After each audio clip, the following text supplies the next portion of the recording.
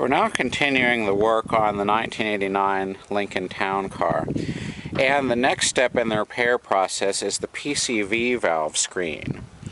And on this car, the PCV valve is not located in the valve covers like you would often find it. It's behind the intake manifold.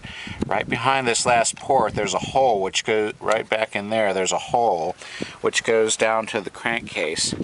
And it's very difficult to get into the PCV valve area with the upper intake manifold still on. So now with it removed, it's a perfect time to change this screen. And the PCV system consists of a PCV grommet and PCV filter, and the PCV valve fits down in there. And a common complaint on these engines is oil leakage and oil blowing into the air cleaner.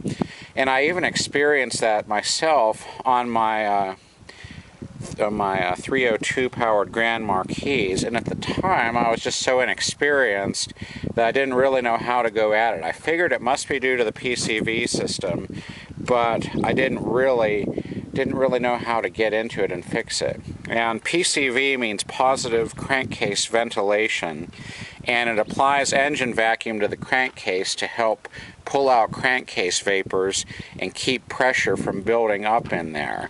It helps keep the crankcase cleaner by pulling out those vapors, which can be corrosive, and prevents pressure buildup. And if the PCV system is not working, pressure can build up, especially if you got blow-by in the cylinders.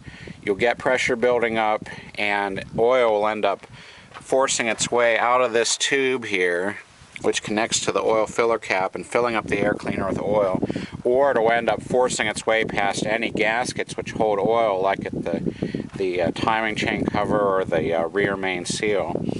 So it's very important that the PCV system be functioning, and this screen is a major component of it. Now, I don't think, as far as I know, in other vehicles the PCV system is a lot simpler. It just goes right into the valve cover, just has a valve and doesn't have this screen. But if this screen ends up getting plugged up, you end up losing all PCV action, and that pressure builds up. Now this one, you can see, let me get the light in the proper angle here. This is pretty filled with junk.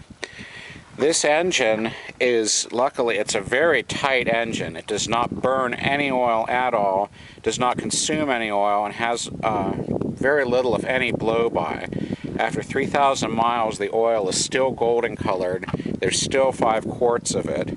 So this engine is in amazing shape. You might think this car is kind of an old clunker, and maybe cosmetically it kind of is, but this engine is really tight, really good shape. It's kind of remarkable for all the abuse the poor thing has probably been through before it went to the junk auction.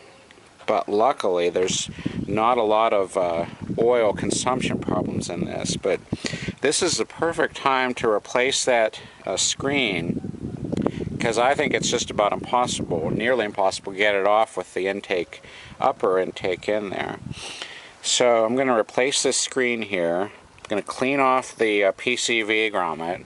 Right now I got some paper towels stuffed in the hole so junk can't get down in there. And that ought to ensure that the PCV system is working to its full potential and prevent any oil leakage or gasket destruction in this engine.